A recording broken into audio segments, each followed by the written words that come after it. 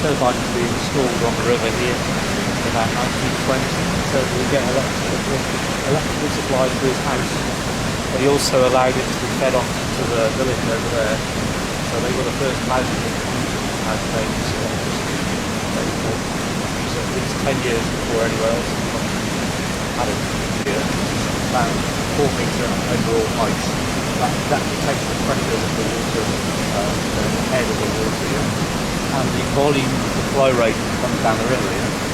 And the Environment Agency that granted us the abstraction licence insisted on the level of the weir, the water over the weir never going below 4 centimetres, because basically they wanted it to always look like it was a flowing weir, not like it was all dried up and derelict.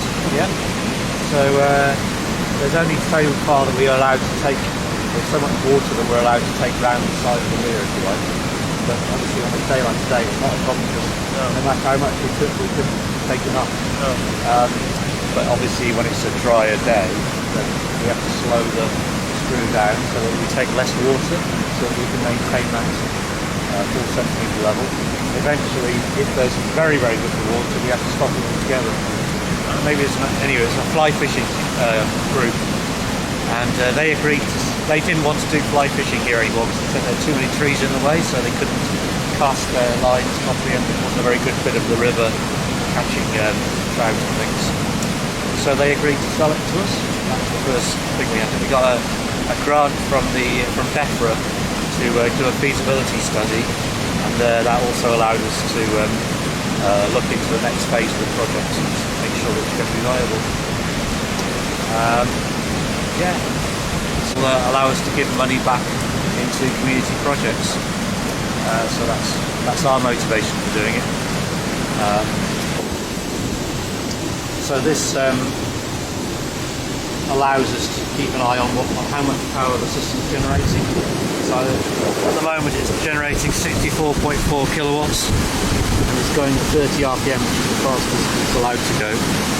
And it's generated 22.9 megawatt hours of electricity so far. And this is the last 2 days, that's how the power's changed. So it dropped down a little bit earlier this morning, basically because it was quite dry most yesterday.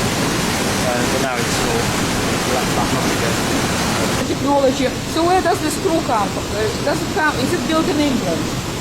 No. This particular screw was built in Holland. Oh, it's even better in Holland. Yes. So do they have a lot of those? Yeah, I mean, obviously, that particular company called Landustry specialises in making Archimedes screw generators. Yeah. They see the amount of debris that goes down the screw. That's the gauge board which shows the height of the water above the weir. So that's in decimeters. So 0 on that gauge board corresponds to the height of the weir itself, and 5 on there is 50 centimeters. Basically introduced.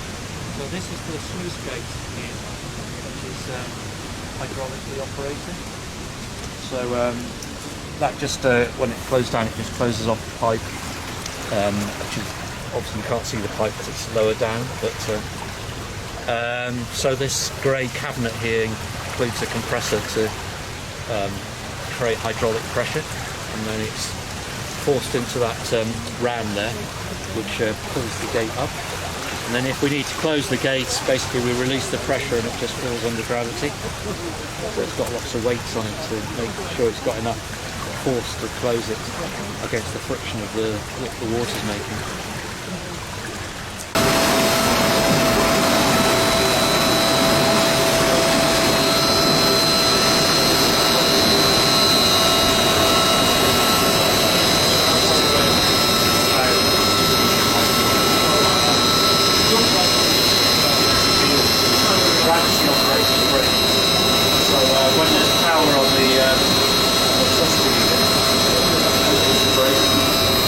Power